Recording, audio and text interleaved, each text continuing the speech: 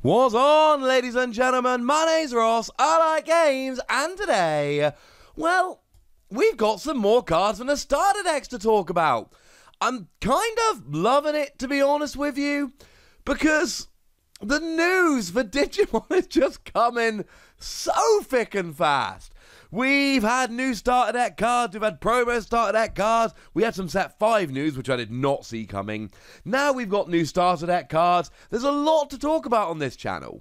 And given that I very much enjoy talking about Digimon cards, I see this as a pretty good thing. Now, we've been given 2 cards from each of the starter decks, although some of them are going to seem fairly familiar, as we will see.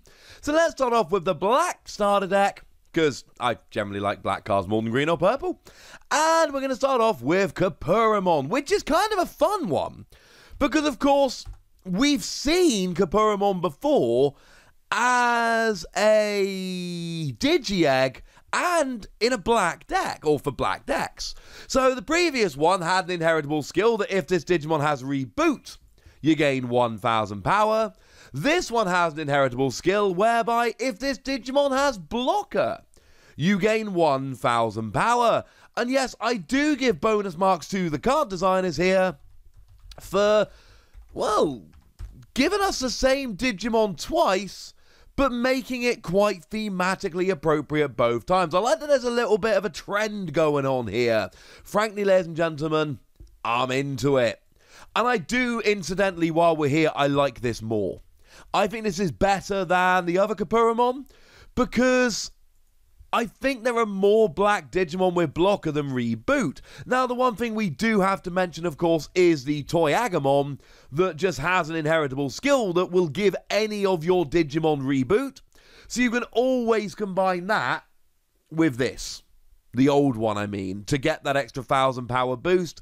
But the fact of the matter is there are more Digimon in black that naturally have Blocker than have Reboot. It is one of the things that they have more than any other. And the fact of the matter is that, okay, fine, we can look at Wargreymon and go, hey, Wargreymon's got both Reboot and Blocker, so it could choose either of them. Machinedramon is one of the other big level 6s we've got for black, and Machinedramon does have Blocker but doesn't have Reboot. So I really like this. I think it's a really, really nice Digi-egg. And I'm not saying you're going to instantly use it in every single black deck, but I am telling you that if you're playing a black deck with a bunch of blockers, and a lot of the black decks have a bunch of blockers, this is very much going to be one of your main choices here. And bearing in mind, because black only came in the second set, because it only came in Ultimate Power, we've not seen many Digi-egg for black. I mean, we've seen the Sumamon that gives you an extra 2000 power if you have a Digimon with the same name as this one, which is not going to work anywhere near as often. And the Kakinmon, where if this Digimon is a level 7. So we don't really have any actual, hey, look, you can put this in any deck Digi-eggs for black. We've had if you're Reboot, if you're Blocker, if you've got a Digimon with the same name, and if it's a level 7. Now, the Kakinmon, if you're a level 7, does give you an extra memory rather than an extra 1000 power, and a lot of the time I would genuinely rather have that. But I do think it's a little bit few and far between, shall we say. I like it, but honestly, from all the ones we've seen so far, this is genuinely my favourite of the black Digi-eggs. And I think it's fair to say already that, like we saw from the first set of starter decks, you're probably going to want to buy these starter decks because they're going to have genuinely relevant cards in them.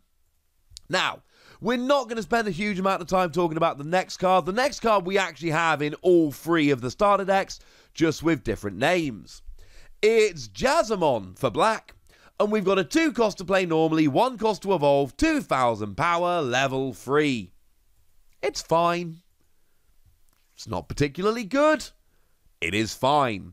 The one thing we do like here is that it is a 2 cost to play normally, and it is a 2000 power. I mean, if we compare that with something like Hagurumon, for instance, that is a 2 cost to play normally, 3000 power. This has a little bit of extra power, but you do have to pay to evolve it. I've made this point many times. When you start the game, if you go first, you start with 0 memory. So the first thing you do that costs any memory passes a turn over to your opponent. I would rather take the 1000 power hit and have a level 3 that evolved for free than I would do have the extra 1000 power but have to pay to evolve, because most of the time I'm either evolving them straight away or I've got 3000 power, it's super low. There's not a huge difference between 3 and 4. So I like it, and I like how cheap it is, and yay, etc. But make no mistake about it, I would rather play Pagumon here. I would rather just have a 2-cost weaker Digimon. Moving over into the green starter deck, we've got Motimon. Or Motimon, probably Motimon. You correct me in the comments if I'm wrong. I'll let you guys for that. And what we have here is a lovely green Digimon with an inheritable skill. While this Digimon is a level 6 or higher, this Digimon gains 1000 power. And we're right back to what I was talking about a minute ago. The fact of the matter is, this is not always going to work. Now, to be fair, we see this quite a lot in that we see these Digi-eggs that really are... they're really specific to a particular kind of deck.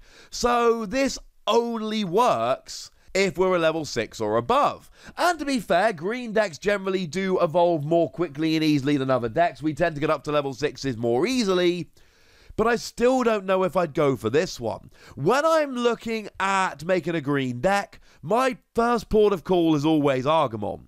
If this Digimon becomes active during your active phase, you gain a memory. That is my favourite of them. Because I do think that a lot of the time you're going to attack or block or whatever, and then you're going to become active during the active phase, and hey, now I'm getting an extra memory, and I want that extra memory. I'm not saying it's the only one I'll ever use, but that is the one to which I generally default. We do see some of the other ones seeing play in other decks. Tanamon, if you'd evolve a Digimon once during, or Digivolve once during this turn, you get an extra 1000 power. That sees a fair bit of play. People do kind of like Tanamon, so that's definitely one to keep an eye on. We also do see a little bit of love here and there for Minimon. When you're attacking an opponent's Digimon, you get an extra 1000 power. Bearing in mind that one of the things we can say about green Digimon is that they are generally a little bit weaker than other Digimon, than other colours. So that is something to absolutely bear in mind and potentially take advantage of. But the reality here is that I like this new card. I think it's a good card. But it's a good card in those decks where you're looking to get up to level 6. I mean, it's interesting. Tanamon is really rewarding you for Digivolving, whereas Motimon here, or Motimon, is rewarding you for having already evolved. So it's kind of an early game, late game kind of thing, I suppose. If you're playing those green decks to get up to level 6s quickly, I absolutely think there is a good reason to play this here, and I think it's one that we could end up getting slightly excited about. It's certainly one that I've got my eye on. Now, there is a level 3 here, but we're not going to spend much time talking about it. It's FLORAMON, and it's the same as we saw before. 2 costs to play normally, 1 cost to evolve, 4000 power. Everything I said a moment ago about JAZAMON remains true, so we don't need to go into too much more analysis. I would rather have a 2 cost to play normally that is free to evolve, and they do exist. Moving over into purple then, we've got Pagumon, and I kind of like this because we've previously had a Pagumon. And I like it when we get them repeating. The previous Pagumon had an inheritable skill whereby when you attack, you discard the top card of your deck. Bearing in mind there are a whole bunch of purple cards out there that reward you for having a certain amount of cards in your trash. So certainly if you want to get cards into your trash to use, this is an excellent way to go about doing so. Nice. What does the new Pagumon here do? Well, it's got an inheritable skill that says, on deletion, trash the top 2 cards of your deck. So this is an interesting one, because the previous Pagumon, and again, I love that we've got 2 Pagumon here and they're both very much similar in what they do. The previous Pagumon milled 1 from yourself when you attacked. This one mills 2 from yourself when you are deleted. So the question here essentially is how fast do you expect yourself to be deleted? Because let's say you're playing something like Pagumon, a Digimon I'm rather fond of. When it's deleted, you draw a card. And you want to be drawing cards, and if you want to be milling, then essentially what you do here is you Digivolve this into a Pagumon, you go ahead and delete it. If you attack the security and a Digimon comes out, you're probably getting deleted. You've only got 2,000 power. If you attack a resting Digimon with 2,000 or more power, and they pretty much all will, you're getting deleted. And then you're milling along those lines. So there's absolutely a reason to play this, but it has to be in a deck where you're looking to end up being deleted anyway. Don't forget, we've got FLORAMON that has got a skill or an inheritable skill. When you attack, you may destroy one of your other Digimon to make it active. But that's an inheritable skill on a level 5, so you're not using that until minimum you're a level 6, which might end up being a little bit too slow. Of course, one of the things we can look at here is go, well, hang on a second. If I'm attacking with a Digimon that has evolved from Pagumon, either it's been a few turns and I've built up into a level 5 or 6, or I'm a weak little Digimon and I'm getting deleted anyway. And it's going to be kind of gutting if you attack and mill one card and then get deleted and you could have milled two. That is something to really bear in mind here. I think for certain builds of purple, this could absolutely see play over the other Pagumon. And bearing in mind, we've got plenty of Digimon around in purple decks like Lilithmon, for instance. Lilithmon comes around with an awesome skill, whereby if you've got at least 10 cards in your trash when you Digivolve into her, you get to return 2 purple option cards from your trash to your hand. So clearly there is a very strong reason here to try and mill nice and quickly. And I think with certain builds of purple, i.e. builds where you're taking advantage of deletion skills, and there are a bunch of purple cards like Pagumon with deletion skills, where this is actually going to end up being the best option. I'm not really loving the vanilla cards we've seen here, but all of these Digi-eggs we've looked at in the right decks could end up being redonkulous, or at least the best option. So once again, they're giving us these lovely starter decks with cards that we are going to end up playing, which is pretty awesome.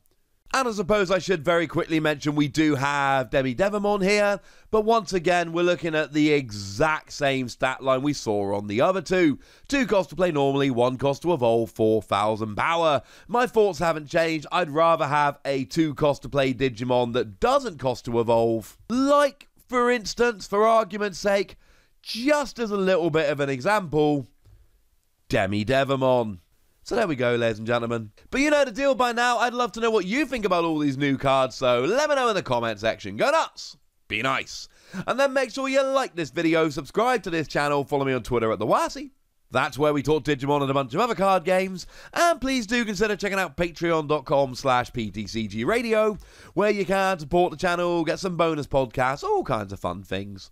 But by far the most important thing, as always, look after yourselves till next time, would ya? Thank you very much for watching. My name's Ross, and you've been watching Wossy Plays.